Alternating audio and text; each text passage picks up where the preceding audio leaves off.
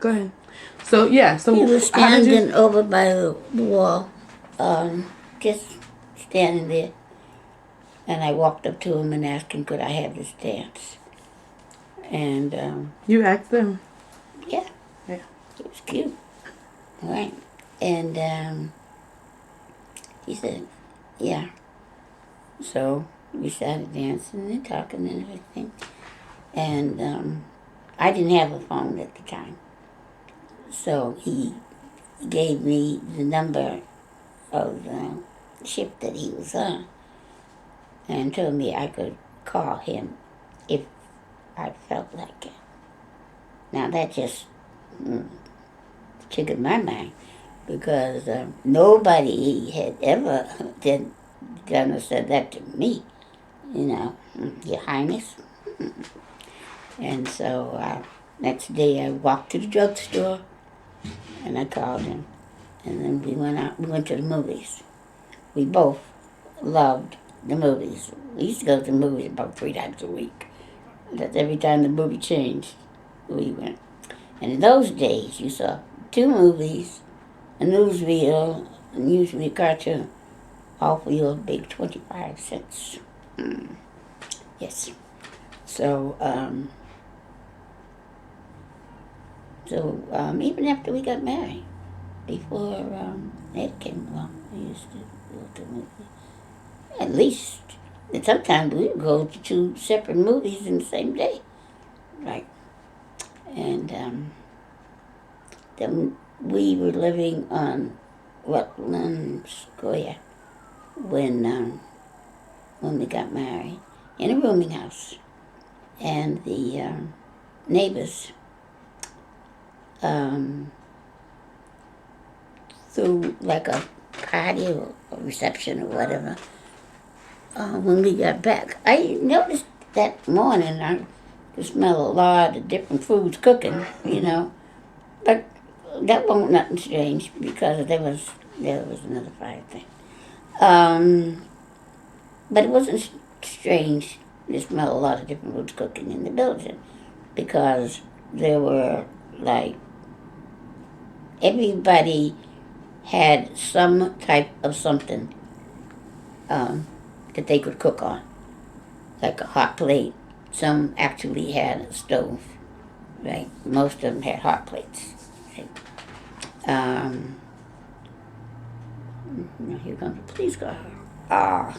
But anyway, it was good.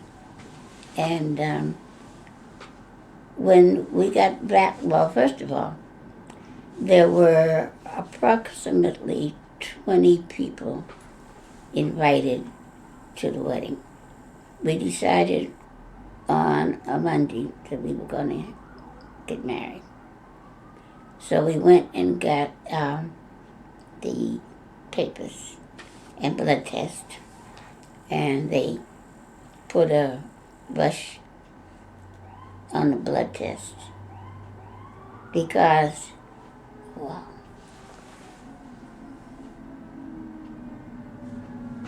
Hold on a second. yeah. You were telling me about dancing with your husband. Oh, party. Mm-hmm. Yeah. And so And the then next day, he told you that call me if you want to, whatever. And you called him and you went to the movies and you guys like watching movies. yeah. Yes. No, you were talking about getting married. You said you invited 20 people. Yeah. There were approximately 20 people that was invited to So the wedding. you decided on Monday that you were going to get married. Yeah. And when did you actually get married? Friday. Yeah. So everybody just thought that I was pregnant because you get married that fast, right? And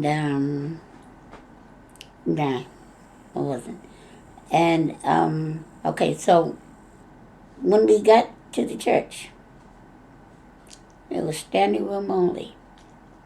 There were all the pews were filled, and on the side by the wall, and a few on the other side were the exit side.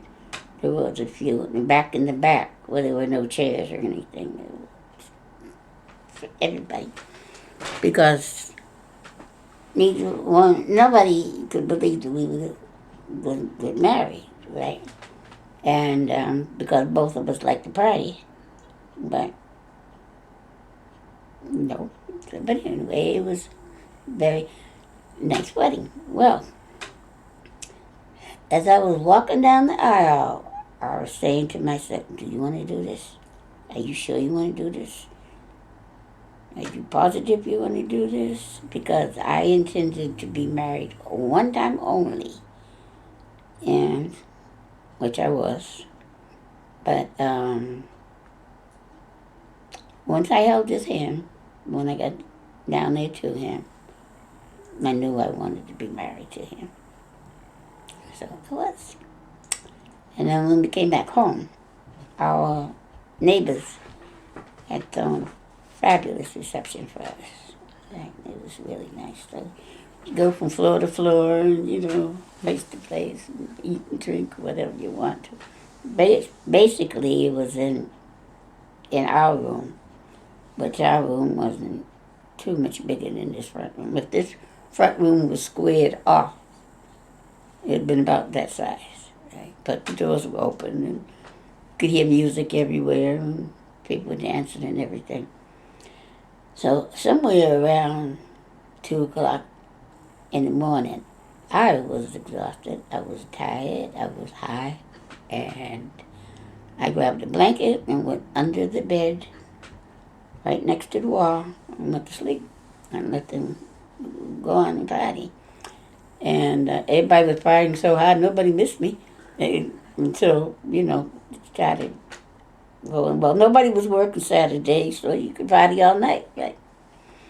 And around 5 or 6 o'clock, I crawled out because I had to go to the bathroom. And somebody said, "Where were you?" I said, "Under the bed, where I'm going back to as soon as I come out the bathroom." And I didn't go that day. But it was really, really nice. Yeah. So you guys would party a lot? Yeah, we partied all the time. Yes, even after you were married? And after we used to go to dances. And you were a good dancer? And yeah. Yeah. I didn't want to know what the alcohol dancing or me dancing, but anyway, I like to do whatever it was I was doing. And we went like everywhere together. And it was great because we would dance when we first got there together. And then when there was an intermission, we would go back to each other. And we would stay with each other until the intermission was over. And then we wouldn't see each other until the last dance. And it was great. And because I knew he was all I wanted, right? And he started messing up. And that's when everything changed. Because now the pole will be about this wide. And he's like that wide. And he'd be hiding behind the pole watching me. Right? He never did that. When we went anywhere, he went his way, I went my way. We came back together. It was great, right? And sure, he flirted. But it'd be almost like flirting with that wall. Nothing gonna come of it, And as soon as he started messing up, it all changed. But before that, it was wonderful. And even after the first two were born, it was okay. The first one, it was great because he always had time for his son. And on like Saturdays, he would take him out. And Eddie was very smart. And he'd come in the door. "I had beer with my daddy. I'm going to kill the man now. Give my son beer, my root beer." But they set up at the bar, and Charlie had a beer, and Eddie had a root beer. And but he used to take him everywhere with him when he went, And that all changed. So after Kyle was born, I think, he went back into the service. Before that,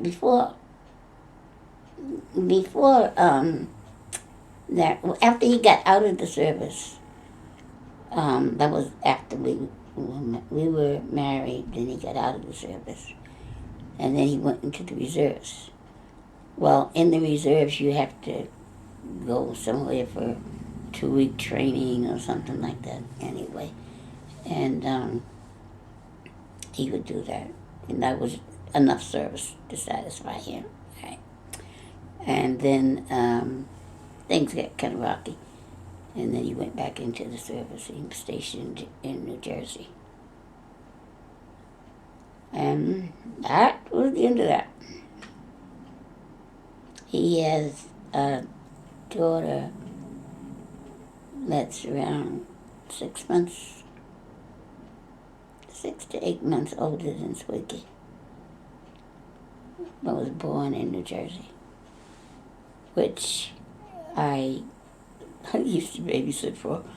Because, I mean, if I'm through with you, not care who else you're with, that's, as long as you don't mess with me and mine, you can do anything you want to do. Mess with me and mine, then you are in for some trouble, right?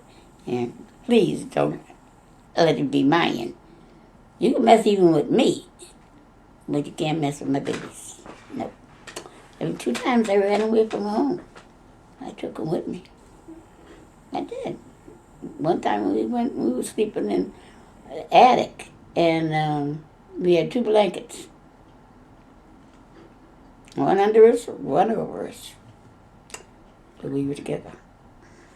Yeah. And you can't keep children quiet, but for so long anyway. Right?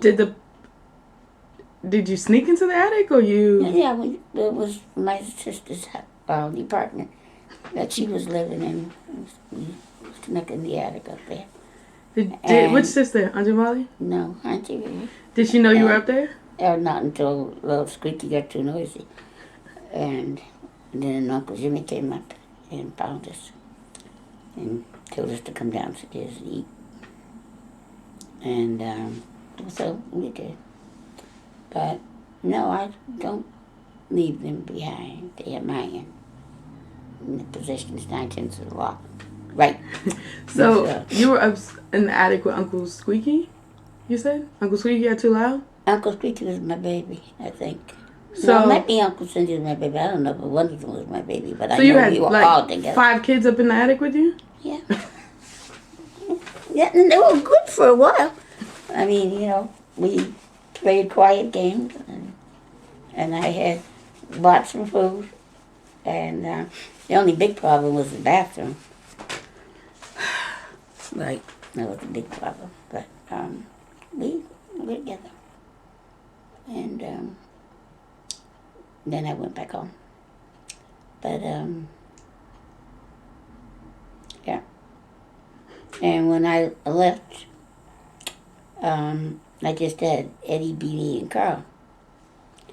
And I went in March, because it was right near St. Patrick's Day. I went and stayed at Riri's house for a little while. And then I went back to my mother's house. But they had been telling us for a couple of days that we were going to have a big snowstorm. It was right around St. Patrick's Day. That's why I remember it so well. And all of the traffic, had stopped everywhere. And Auntie Molly walked from Newberry Street, you know what Newberry Street is, to Ellington Street. And Ellington Street is up by Franklin Park. To get home to her 2 babies. Riri worked like Revere someplace. She worked way out. And she hooked a ride with strangers, right? And because everything head start, the buses, the trains.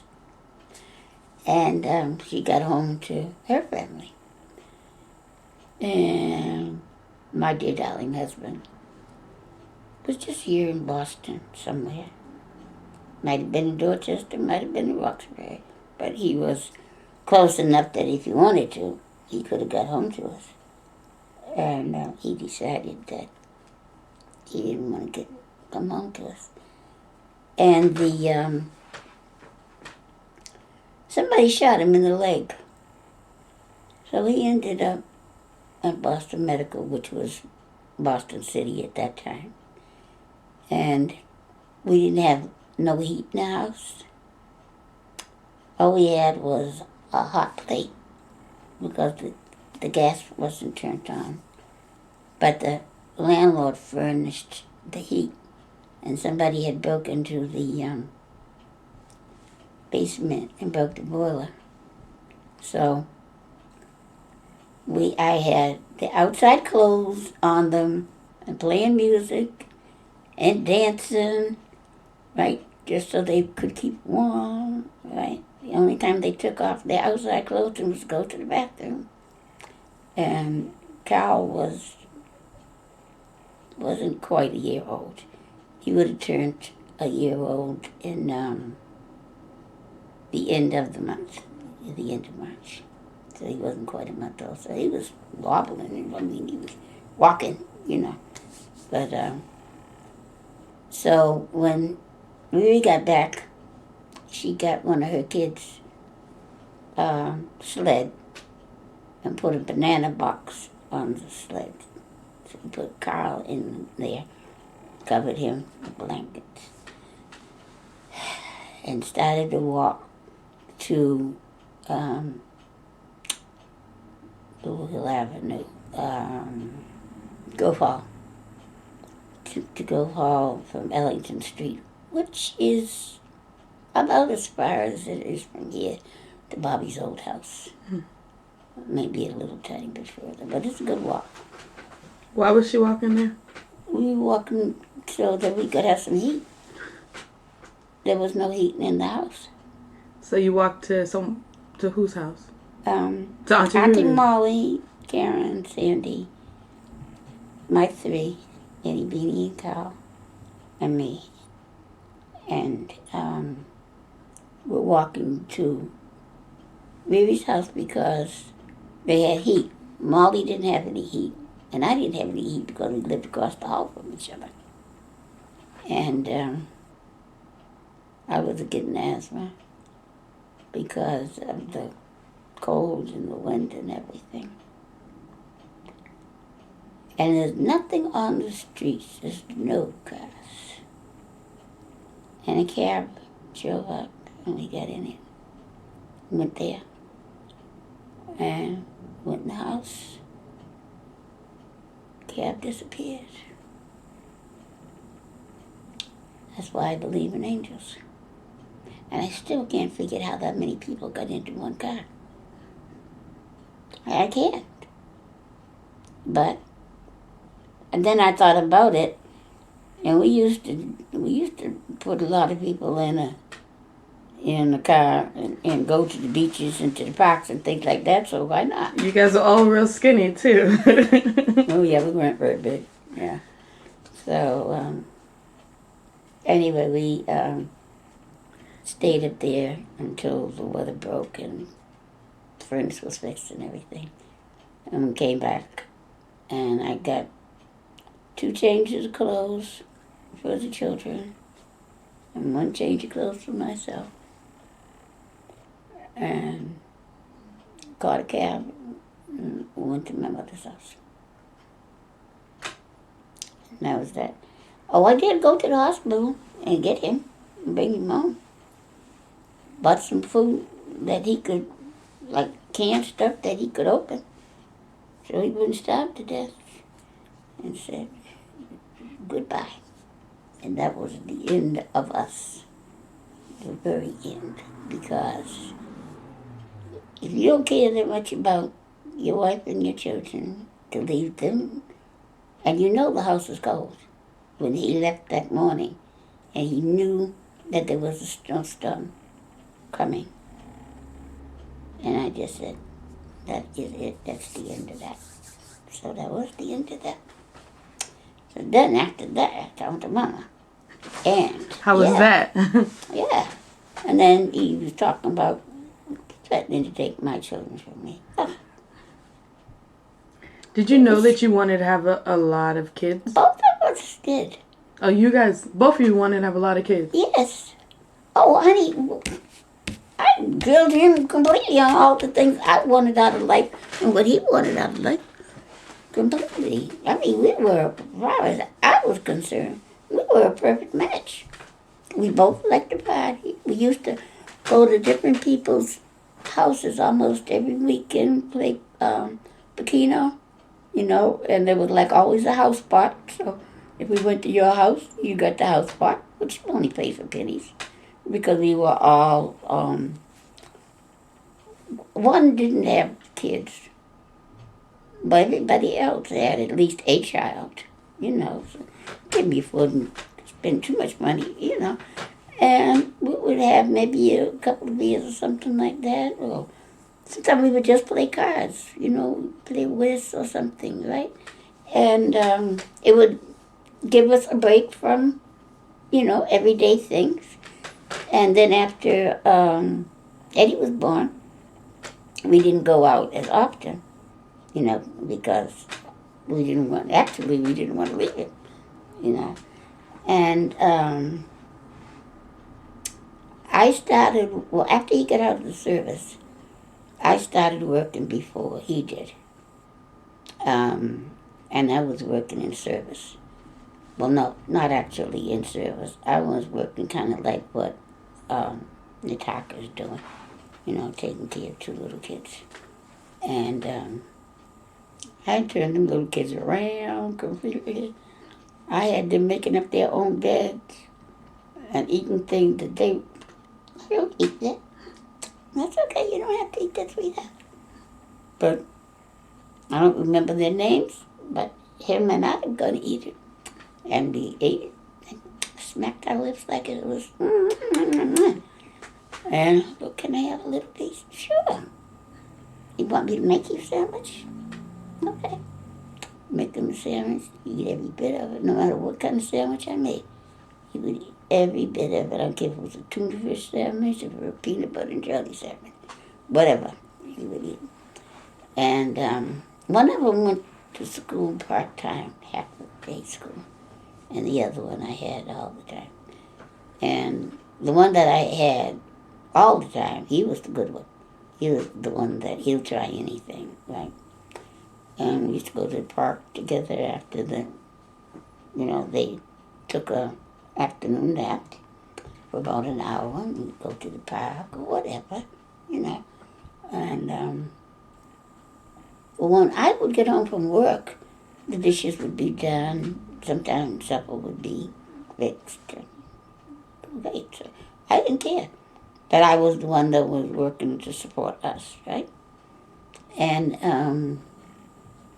I came home one day. Dishes, everything was just like I left it. The bed was unmade. The dishes were in the sink. Nothing was. Charlie wasn't even there. So I knew his friend from service was around, Floyd. And one of the places that we used to go was this place called Handy's. It was down on Tremont Street. So I walked down there, which is a good walk, which is about as far as it is from here to Ruggles Street. And walked in, and him and Floyd and these 2 ladies are sitting at a table drinking, right? So I just walked over and made sure that he saw me. I said, "Hello, Charlie. Hi, Floyd." Yeah, that's what I got, right? I tell you, in so many ways, he reminds me of Brian. I noticed the other day, Brian did something, and I said, "Oh, my goodness. Generational, I'm passing it down." So anyway, and Beanie is very much like him. That was another thing. Well, that's another thing. That's another story. So anyway, I just walked and made sure that he saw me, and then I walked back home. And I think at that time to take the trolley was like a dime or something like that, nickel or a dime. But when your income is like maybe $15 a week, you can't afford a nickel or a dime, to take a trolley or whatever. And so came home.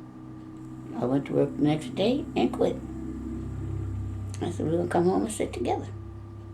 I said, I'm not going to go to work. I will go to work and support you as long as you're with me. That we are a couple, right? But I go to work, and you sit around and you're behind, or you go out to, I call them a joint, but, nightclub, whatever. That's not going to work with my brain. No. And so I really missed those kids. And I missed the money too. Because I was getting a little bit more than the other people that were doing the same thing that I was doing. Because I know I was doing a good job. Because my father taught me, if you can't do it good, then don't do it at all. Right? But one time I went on a job with him, and I washed the windows. And the little corners of the window, I didn't get all of that. And he said, you call that washing a window? I said, yeah. I was just getting rid of it, Go. I said, no, it's not washing the window. This is washing the window. And he showed me the window that he had washed. His window looked beautiful. His window was shiny and everything, right? And he says, I don't mind if you want to stop working now. He said, but if you're going to do a job, and do it right so you can stand back and say, I did this. And be proud that you did that. Never forget that. No. So when I got to my window was just as shiny as his. If not shinier. And the trick that he taught me was newspaper. There's something in the newspaper that helps to put that shine on the window. You just take regular old newspaper, ball it up, and shine it up. Okay.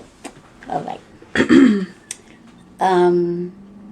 Okay, like I was saying, we had talked about everything before,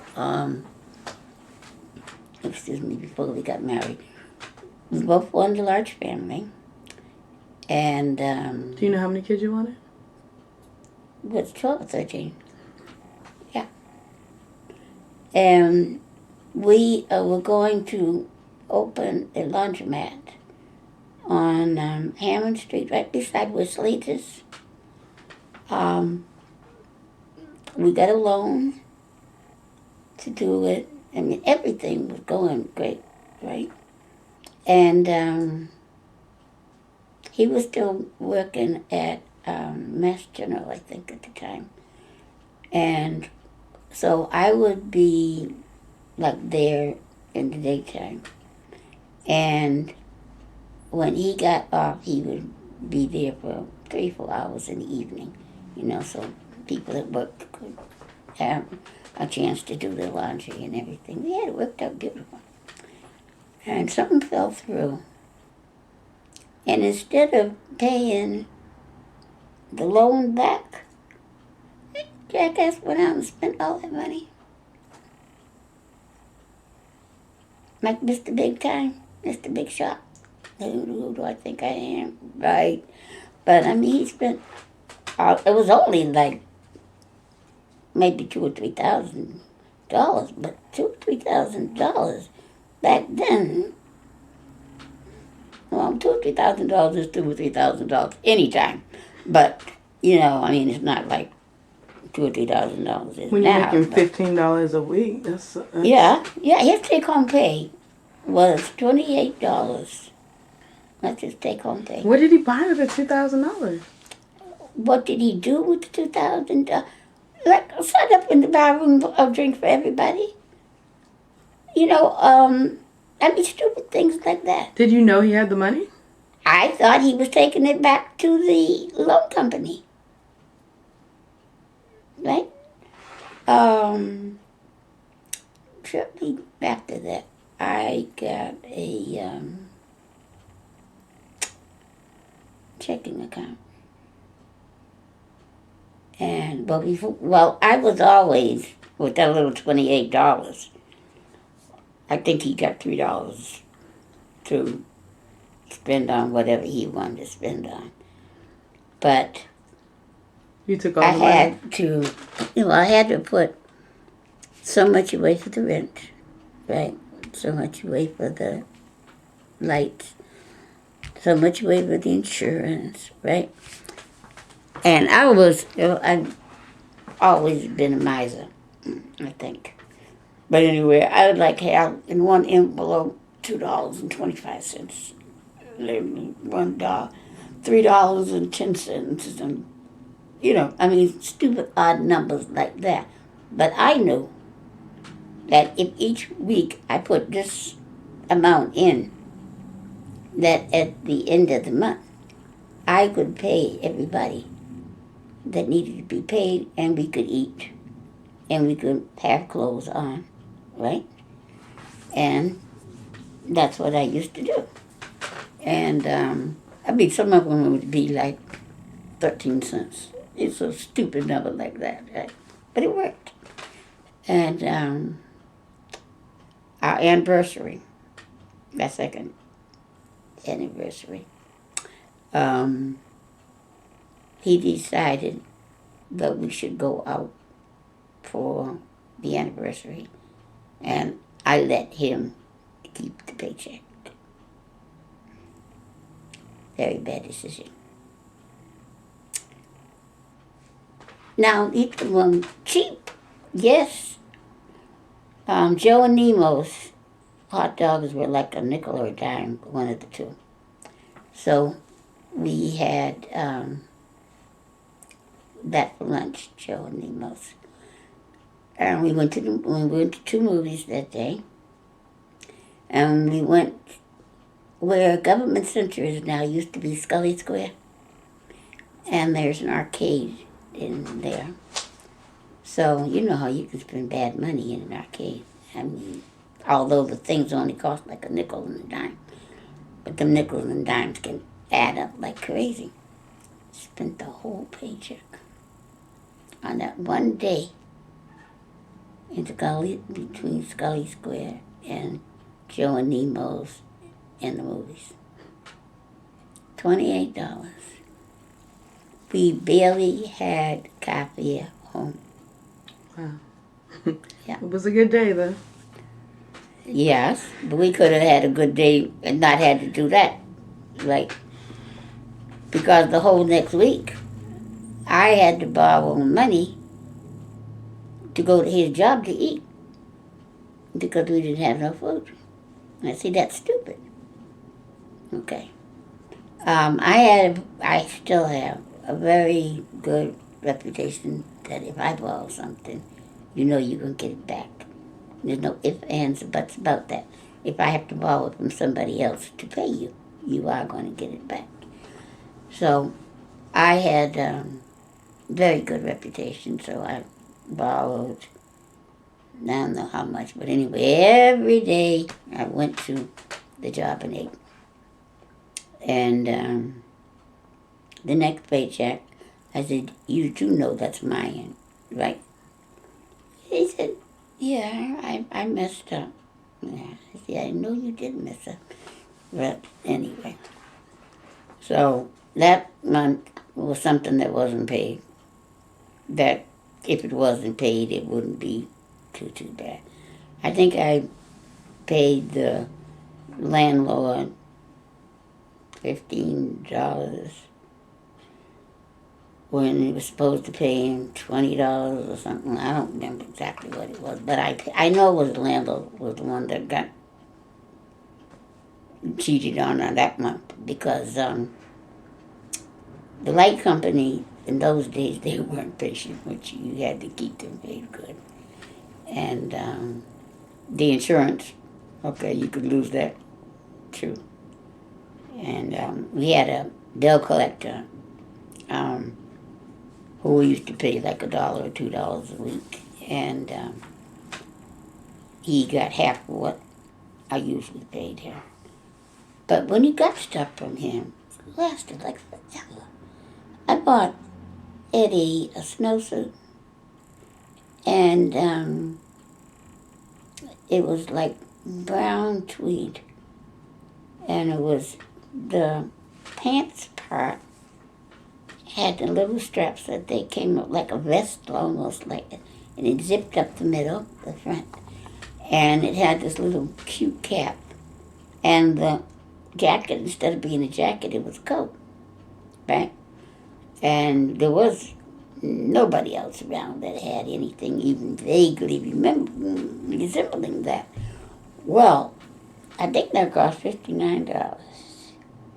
Yes, that's like buying $1,000 thing now. But that snowsuit lasted through Beanie, through Eddie, through Beanie, through Kyle. The minister's wife had a baby, and I loaned it to her between Beanie and Kyle. And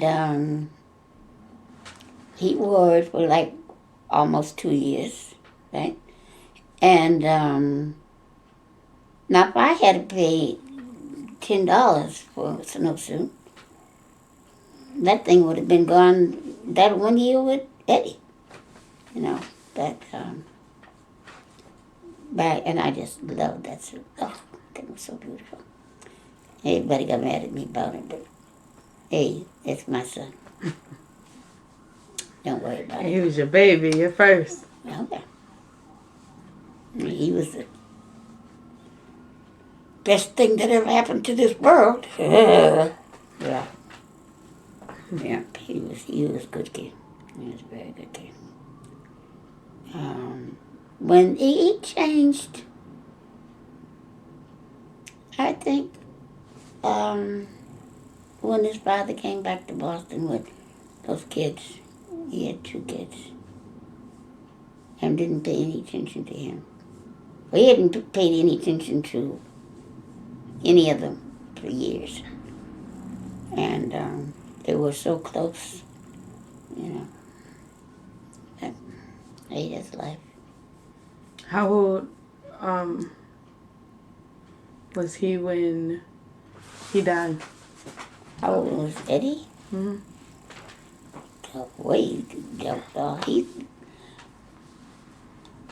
He was so weird. He was an adult? Adult? Oh, yeah. Oh, okay. But why did you guys never get a divorce?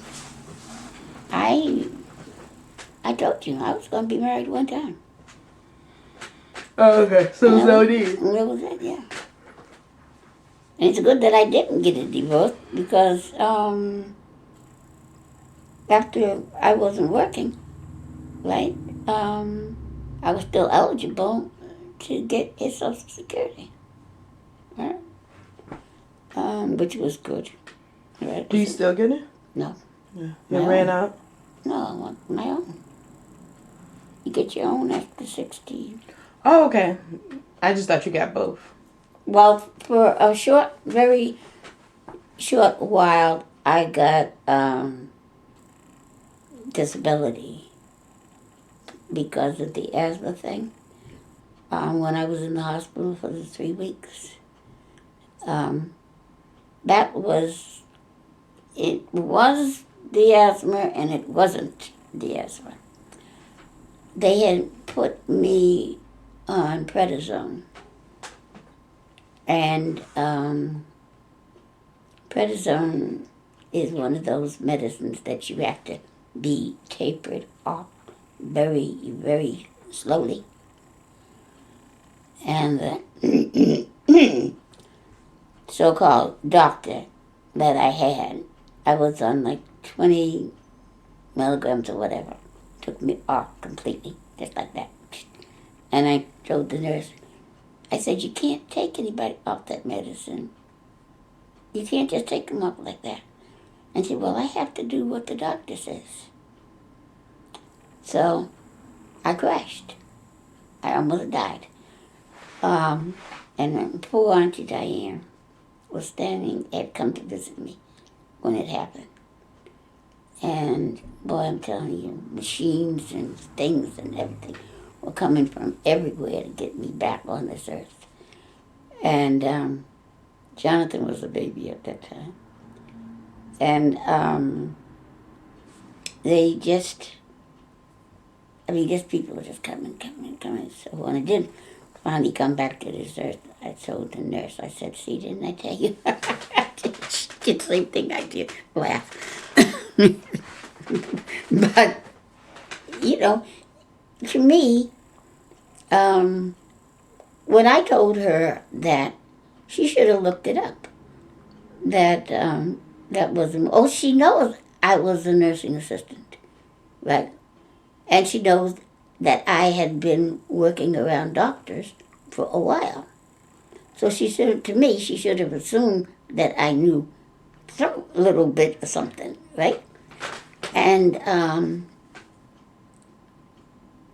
so she says, oh, I'm so sorry.